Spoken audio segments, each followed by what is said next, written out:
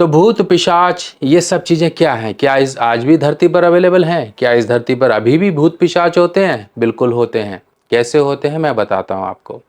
जब अंधकार है तभी तो प्रकाश है। जब प्रकाश है तो उसके बाद अंधकार है, यानी कि प्रकाश है देव और अंधकार है ये पिशाच, राक्षस, ब्रह्म राक्षस, ये सब चीज़ें नकारात्मक शक्तियाँ। तो बिना अंधेरे के प्रकाश का कोई अस्तित्व नहीं। इसी प्रकार से भूत प्रेत नेगेटिव शक्तियाँ सबका अस्तित्व है और इसका तो साक्षात स्वरूप और साक्षात इसकी इन्फॉर्मेशन मिल जाती है। अगर मान लीजिए, अगर हम बात करें तो पहले के समय की या फिर आजकल के समय की, तो आपको इसका प्रत्यक्ष देखने को मिल जाता है कि हाँ, किसी के साथ इस तरह की प्रॉब्लम है, किसी को परछाई दिखती है, कोई किसी से बात करता है, कोई इसी तरह से कोई परेशान है, कोई सपने में या उसको बार बार इस तरह से मोक्ष मांगता है, उसकी तृप्ति मांगता है, उसको रिहा करने की, उसको आज़ाद करने की गुजारिश करता है, जिसके कारण वो आपको परेशान कर रहा है या कर रही है। इस तरह की बहुत सी चीज़ें होती हैं। पर जब ये परेशानियां होती हैं तब परेशानियों का निवारण भी छुपा हुआ है पिशाच मोचन कुंड में। और ये पिशाच मोचन कुंड कहाँ है? ये है महादेव की नगरी, महादेव की बसाई हुई नगरी काशी में। और यहाँ पर बड़े बड़े भूत पिशाचों का कहते हैं कि निवारण हो जाता है, उनको मुक्ति मिल जाती है। अब यहाँ पर इसका जो उल्लेख है इस तीर्थ का, इस तीर्थ को विमलोदक तीर्थ तक कहा गया है।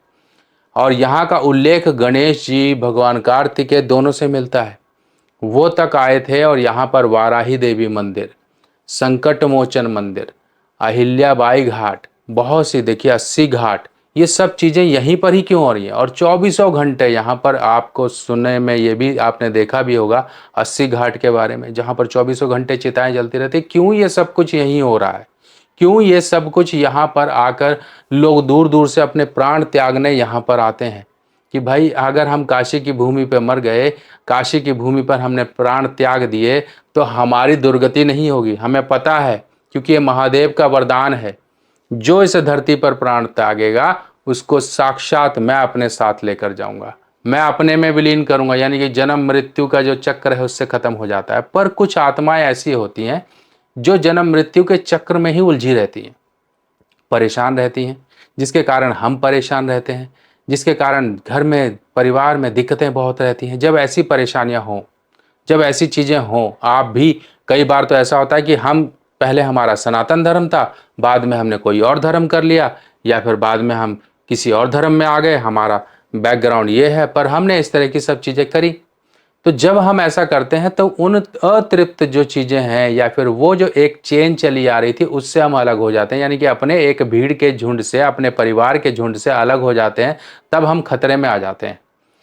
बहुत से ऐसे लोग हैं, चाहे वो इंडिया में बैठे हों चाहे अब्रॉड में बैठे हों, उनके साथ जब कोई नकारात्मक शक्ति चल पड़ती है ना, तो वो कहीं भी पीछा नहीं छोड़ती, क्योंकि नकारात्मक शक्ति के लिए कोई बंदिश नहीं है। क्या आपको पता है आपके जन्मदिन पर आपके ग्रह बदल जाते हैं? यानी कि अच्छे ग्रह आपके जीवन में अच्छा फल देने के लिए आते हैं और बुरे ग्रह आपके जीवन में वो वर्ष को खराब करके चले जाते हैं। किसी ना किसी प्रकार की परेशानियां, दिक्कतें, दुर्घटना, बीमारी या फिर धन का नुकसान देकर जाते हैं। अगर हमें पहले ही पता लग जाए कि आपके इस वर्ष में आपके कुछ बुरे ग्रह आ रहे हैं, अगर हम उनका उपाय पहले ही कर लें तो उस वर्ष की परेशानियों से हमें निजात मिल जाती है। ये वर्ष फल का मतलब होता है आपके जन्मदिन से लेके आपके अगले जन्मदिन तक का एक समय, जिस समय में बुरे ग्रहों का उपाय किया जाता है। इसमें कुछ छोटे छोटे उपाय होते हैं जो कि आपको पूरे वर्ष आराम का जीवन, आपके जीवन में उन्नति और तरक्की के रास्ते खोलने में आपकी मदद करते हैं। आप अपने वर्ष फल को जरूर बनवाएं, क्योंकि वर्ष फल ही वो आपके जीवन में एक अहम भूमिका निभाता है, जो आपके जीवन में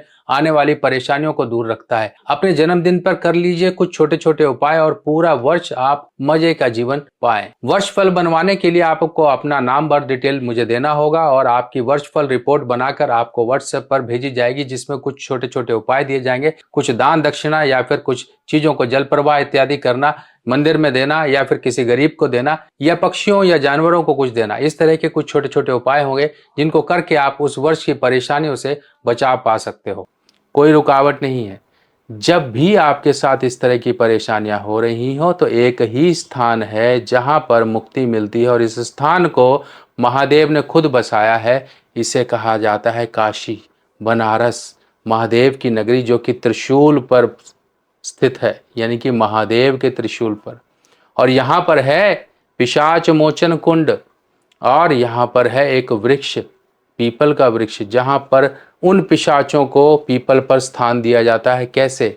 एक सिक्का रखा जाता है, उसमें कील ठोकी जाती है और वहीं पर ही उस जो मृत व्यक्ति है, जो तड़प रहा है, जिसको मुक्ति नहीं मिली है, उसको वहाँ पर स्थान दे दिया जाता है। पिशाच मोचन कुंड के स्पर्श मात्र से ही वो जो प्रेत है, पिशाच है, वो मुक्त हो जाता है। वो उस जल में मुक्त हो जाता है। और ये जल जो आ रहा है नीचे से, धरती से आ रहा है, यानी कि इस जल को भरा नहीं जा रहा है, ये ऑटोमेटिकली नीचे से आ रहा है। तो यहाँ पर ये जो है कुंड है, ये जो आपको सब चीज़ें मिल रही हैं, ये आपकी परेशानियों के निवारण के लिए मिल रही हैं, ताकि इससे आप कलयुग में भी जीवित रह सको, कलयुग में भी अपनी खुशियों को हासिल कर सको। अब एक बात सुनिए, आपने त्रिपिंडी श्राद्ध सुना होगा, आपने का जो है तीर्थ श्राद्ध सुना होगा, आपने पार्वण श्राद्ध सुना होगा, आपने जो है नारायण बलि सुनी होगी, नाग बलि सुनी होगी, आपने त्रिपिंडी श्राद्ध सुना होगा। तो अब आप कंफ्यूज हो जाते हो कि मैं कौन सा श्राद्ध कराऊं, या फिर कौन सा ऐसे प्रक्रिया मैं अपनाऊं जिससे कि मुझे इस परेशानी से मुक्ति मिल जाए। अब देखिए, दो तरह के जो है ना पिंडदान होते हैं। एक तो होता है उनके लिए जो अतृप्त हैं, आपको परेशान कर रही हैं, चाहे वो आपकी अपनी हो चाहे ना हो, आत्मा आपके साथ जुड़ गई परेशान करने के लिए, उनके लिए भी होता है। पिंडदान करने का जो हक होता है एक तरह से वो वारिस को होता है, जो जीवित है उसको होता है। पर उन अतृप्त आत्माओं को मुक्ति दिलाने का हक हर किसी को है। ये बात का थोड़ा डिफरेंस समझ लीजिए। आप कहते हो कि पिंडदान तो सिर्फ अपना ही कर सकता है, ठीक है, हाँ ये बात शास्त्रों में है कि अपना करेगा, पर उनको कौन मुक्त करेगा? जो मुक्त हुई नहीं है और आपको परेशान कर रही हैं आत्माएं, उनको भी आप मुक्त करा सकते हो। यहां तक कि पिंडदान आप अपने अपनों का तो हो, ये बात आपको क्लियर है, उनका भी कर सकते हो जो आपके नहीं है। आपका दोस्त था, आपका कोई था, उसका आप कर सकते हो। आपका अड़ोसी पड़ोसी गली मोहल्ले, आप किसी का भी कर सकते हो, किसी के भी नाम से कर सकते हो। ये कोई बंदिश नहीं है, कोई बाउंड्री नहीं है। यहाँ पर बाउंड्री सिर्फ आपकी वो थी, और वो भी क्लियर है, वहां पर भी बाउंड्री खत्म हो जाती है। कैसे? ये माता सीता और प्रभु श्री राम की कहानी से आप समझ सकते हो। जब प्रभु श्री राम पूजा की सामग्री लेने चले गए और काफी देर तक नहीं आए, तो माता सीता ने अपने ससुर जी का, दशरथ जी का पिंडदान किया था। तो यहां तक भी क्लियर है। पर जब वंशज बैठा हुआ है और अगर वो नहीं करता है, तब वहां पर दोष लगता है। अब इस तरह से आपको क्या करना है, यहां पर काशी में आप आइए और आपको त्रिपिंडी श्राद्ध कराना है। त्रिपिंडी श्राद्ध यानी कि तामसिक, राजसिक, सात्विक, तीनों तरह के जो प्रेत होते हैं यहाँ पर वो मुक्त होते हैं इस त्रिपिंडी श्राद्ध में, और यहीं पर ही मान्य है। ये मत सोचे कि आप वहां करा लेंगे, वहां करा लेंगे, आपने बहुत कुछ करा लिया पर परेशानी नहीं हट रही है। त्रिपिंडी श्राद्ध एक बार काशी में जिसने करवा लिया, उसके बाद ही आगे के रास्ते खुलते हैं। आगे आप अपने पितरों की मुक्ति के लिए रास्ता खोलते हो, आगे आप उन प्रेत आत्माओं को, अतृप्त आत्माओं को मुक्ति का रास्ता देते हो। अब देखिए, अब बाद में लोग अपना धर्म परिवर्तन किया, ठीक है, पर आपकी जड़ सनातन है। आप सनातनी थे, पहले बुजुर्ग थे, सब सनातनी थे, पर बाद में जो है मुगल शासन आया, डर के मारे लोगों ने, अपनी जान बचाने के कारण लोगों ने जो है दूसरा धर्म अपना लिया, कोई भी धर्म आपने अपना लिया। पर ऐसे बहुत से लोग हैं जो आज भी सनातनी थे, या फिर आज के डेट में जब बंटवारा हुआ तो उस देश में चले गए, फिर इधर रह गए कुछ, पर वो तो सनातनी थे।